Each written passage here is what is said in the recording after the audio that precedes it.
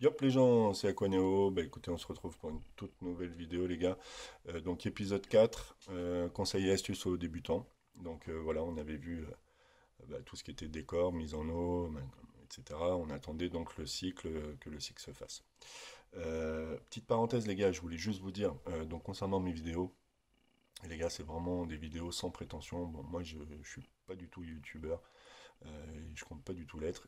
J'attends pas d'avoir 5000 abonnés, donc c'est vraiment, je donne des petits conseils, soit d'erreurs que j'ai commises ou que j'ai failli commettre ou que j'ai entendues, qui peuvent permettre à un débutant de pas faire de bêtises, d'entrer, histoire de se dégoûter d'entrer. Il n'y a rien de mieux que de faire des grosses conneries sur son bac et de se dire, bon, en fait, l'aquariophilie, c'est pas fait pour moi.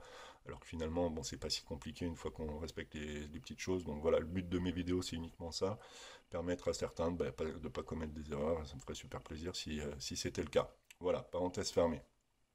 Donc on avait vu les gars le cycle, donc je vous avais dit un mois en fait le cycle de l'eau, de l'azote, donc en gros c'est 21 jours. Donc la première petite astuce les gars, au bout de 21 jours, ce que vous pouvez faire, vous allez directement en animalerie, vous prenez un petit échantillon de votre eau d'aquarium, vous allez en animalerie, vous demandez à ce qu'ils vous testent votre eau. Ils le font tous, quasiment tous, et c'est gratuit, et comme ça vous allez pouvoir savoir est-ce que votre eau est prête à recevoir vos poissons ou pas. Voilà. Concrètement, maintenant on va parler des poissons. Il va falloir savoir quel poisson on va mettre directement, enfin pas directement justement, mais quel poisson on va mettre dans son bac. Alors il y a deux sites que je vous recommande. Alors il y a plein de sites d'aquariophilie, plein qui sont bien, mais moi j'en utilise deux. Pourquoi? Parce qu'ils ont des fiches poissons assez détaillées et des fiches sur les plantes aussi. Donc c'est aquabase.fr et aquachange.fr. Donc c'est deux sites où vous avez des fiches. Alors, concrètement, dans l'aquariophilie, les gars, il y a les biotopes et les aquariums communautaires. Alors, un aquarium biotope, c'est quoi? C'est un aquarium en fait qui essaie de reproduire un endroit spécifique dans le monde, sur Terre, avec plantes, décors, poissons, etc., qui vivent déjà ensemble en milieu naturel. Donc, on reproduit en fait un petit bout, on prend une photo d'un endroit dans le monde et on essaie de le reproduire dans son bac. Donc il y en a sur tous les continents, Afrique, Asie, Amérique du Sud, Australie, etc. Et dans chaque continent, sur chaque continent, vous avez différents biotopes. Biotopes, je sais pas moi, lac Malawi en Afrique, fleuve Niger, amazonien, fleuve Amazon, etc. Bon, il y a plein de biotopes partout. Donc c'est très intéressant les gars. D'un côté c'est plus facile, parce que voilà, au moins on sait déjà que tous ces poissons sont compatibles et vivent au même endroit, mais c'est un petit peu plus compliqué pour la maintenance. Et puis pour surtout maintenir toujours les mêmes critères de qualité d'eau, etc. Donc quand on est débutant, les gars, qu'est-ce qu'on fait? On fait un communautaire. Alors un communautaire, c'est quoi? C'est un aquarium avec des plantes et des poissons qui viennent de n'importe où dans le monde. On se fiche en fait de la provenance. Par contre, on va s'attacher à ce qu'ils aient besoin des mêmes, qu'ils aient les mêmes critères de vie. Alors comprenez bien, par exemple, en température, je ne peux pas mettre un poisson qui vit dans 20 degrés avec un poisson qui vit dans 30 degrés. Il y aura un problème tout de suite. Et tous les problèmes que je vais vous énumérer sur les différents critères qu'on va voir, c'est toujours, de toute façon, soit des morts, soit des maladies qui se créent, etc. Donc c'est vraiment hyper important, les gars, de respecter au maximum ce truc-là. Donc on s'en fiche d'où ils viennent. Donc vous, en animalerie, vous allez regarder un peu les poissons qui vous plaisent esthétiquement. Vous allez noter leur nom, vous allez aller sur les fiches poissons, et là vous allez vérifier que tel et tel poisson que vous avez envie d'avoir, est-ce qu'ils sont bien compatibles au niveau des critères. Donc la température, je dirais qu'à 2 degrés près, s'il y en a un qui a besoin de 20, allez, qui est entre 24 et 26 et l'autre entre 25 et 28, ça va le faire. Il ne faut pas qu'il y ait juste trop d'écart, donc je dirais 2 degrés d'écart et ça passe encore. Ensuite, vous avez la qualité de l'eau. Donc, en fait, il y a plein de critères pour déterminer la qualité de l'eau et puis surtout quel type d'eau c'est. Il y a deux critères hyper importants que vous retrouvez sur ces fiches-là, c'est le pH, les gars, et le GH. Donc le pH, c'est quoi? C'est en fait l'acidité de l'eau, l'alcalinité de l'eau. Et le GH, c'est la dureté de l'eau et la minéralisation de l'eau. Il y a d'autres critères, mais c'est les deux plus importants. Donc je ne sais plus exactement le pH, mais je crois que ça va de 5 à 20, il me semble, et le GH de 0 à 30. Je ne suis pas tout à fait sûr, mais bon, en gros, de toute façon, tous les poissons qu'on trouve en animalerie sont entre 5 et 10, quoi, et voilà, en pH, et entre 0 et 15 en GH. Donc pour le pH, essayez de ne pas dépasser 1 de différence l'unité de mesure. Donc si vous avez un poisson qui a besoin de 7 de pH et l'autre de 8, je vous dirais que ça peut quand même le faire, parce que dans le sens où maintenant c'est que des poissons d'élevage, il ne faut pas se mentir. Il n'y a pas de poissons qui proviennent enfin, de l'état sauvage. Donc ils sont plus résistants en réalité. Et puis ils ont les critères de maintenance sont plus larges. Avec des poissons d'élevage sont un peu plus costauds d'un côté. Donc disons pH à 1 d'écart, c'est jouable, mais vraiment pas plus. Et je dirais que le GH, 3, 4, max 3. Ouais, 3 c'est pas mal parce que si vous mettez un poisson qui a besoin de 5 et un autre de 20 de GH, franchement, c'est pareil, ça le fera pas. Donc, soit ils seront malheureux, soit ils vont créer des maladies, soit ils vont mourir. Voilà. Donc, il n'y a aucun intérêt. Donc, ça, c'est important, les gars. Vous vérifiez bien sur les fiches poissons. Ensuite, il y a la prédation, les gars. Ben oui, on ne peut pas mettre un poisson X qui raffole du poisson Y, les gars, sinon ça va être un carnage dans le bac. Donc, c'est un petit peu dommage. Voilà. Donc prédation, vérifiez bien que c'est pas des espèces qui se raffolent les unes les autres. Autre chose, les gars, donc par exemple le courant aussi. Il y a des poissons qui adorent le courant, d'autres pas. Donc il faut quand même vérifier que voilà, ne pas mettre des poissons qui n'ont rien à voir. Voilà. Forcément, il y en aura un qui sera délaissé à chaque fois.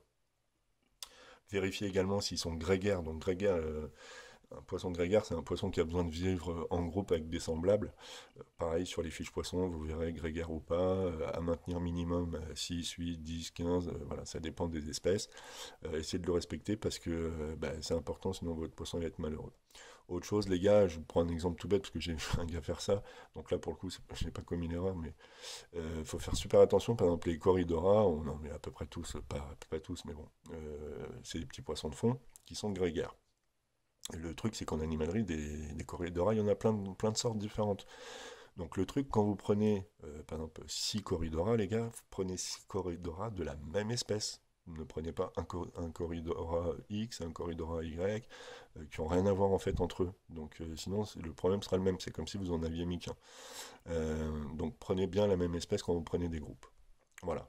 Alors ensuite, les gars, on va dire la grosse erreur du débutant, c'est la surpopulation. Donc par rapport à la contenance de votre bac, pareil, vous verrez sur ces fiches poissons, il y a marqué à partir de 60 litres, 40 litres, 100 litres, 200 litres, etc.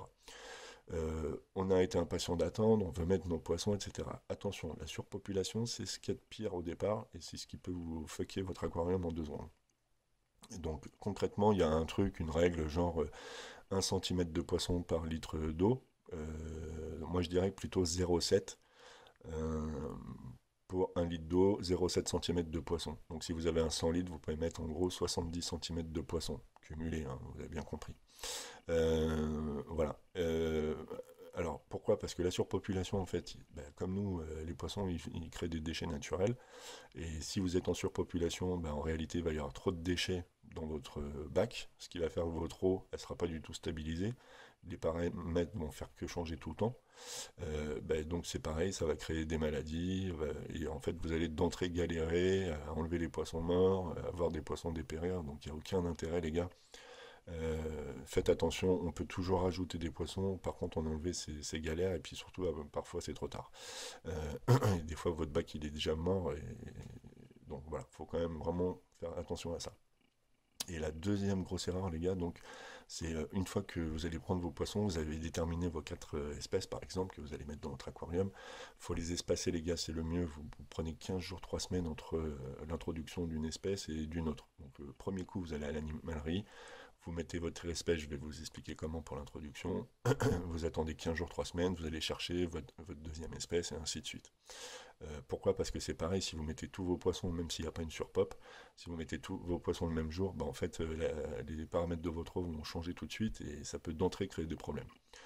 Donc voilà. Alors concrètement, vous avez vérifié, vos poissons sont compatibles, etc. Donc vous allez en animalerie, vous prenez donc votre première espèce, variété de poisson que vous voulez. On va vous donner un petit sachet avec vos poissons. Donc première chose, vous rentrez à la maison, vous mettez directement en fait votre sachet directement dans votre aquarium pour que en fait l'eau du sachet devienne la température de l'eau de l'aquarium. Ça prend environ une petite heure. Au bout d'une heure, vous ouvrez votre sac et là vous allez faire un petit truc, vous mettez un petit verre d'eau toutes les demi-heures dans votre sac pour que en fait acclimater les poissons à votre eau du bac. Donc un petit verre d'eau toutes les demi-heures, vous attendez une demi-heure, un petit verre d'eau, une demi-heure, un petit verre d'eau, faites ça 4-5 fois. Voilà, comme ça l'acclimatation se déroule bien et vos poissons ils seront d'entrée mieux dans votre aquarium. Alors ensuite, surtout, ne mettez pas l'eau qu'il y a dans le sac avec l'eau de l'animalerie dans votre bac. Vous prenez votre épuisette et vous prenez vos poissons directement dans le sachet et vous les mettez un par un en fait dans votre aquarium. Mais surtout, vous jetez pas l'eau. Surtout ne pas jeter l'eau de l'animalerie qu'il y a dans le sachet, parce qu'il ne faut pas croire, mais en fait l'eau dans les animaleries elle n'est pas si terrible que ça, hein, je vous le dis franchement. Donc vous pouvez vous foquer aussi votre aquarium directement avec ça. Donc voilà, une fois que vous avez fait ça, donc bah, vous attendez 15 jours pour aller chercher votre deuxième espèce et ainsi de suite. Voilà les gars, bah, écoutez, pour les poissons, on a fait le tour pour aujourd'hui. Le prochain coup, donc je ferai l'épisode 5, ça sera sur la maintenance, et, bah, tout ce qui est justement nettoyer son filtre, changer son eau, etc. Bon, bah, j'espère que ça vous fait plaisir. Je vous souhaite une bonne année 2017 les gars, et je vous dis à très vite. À ciao ciao ciao ciao.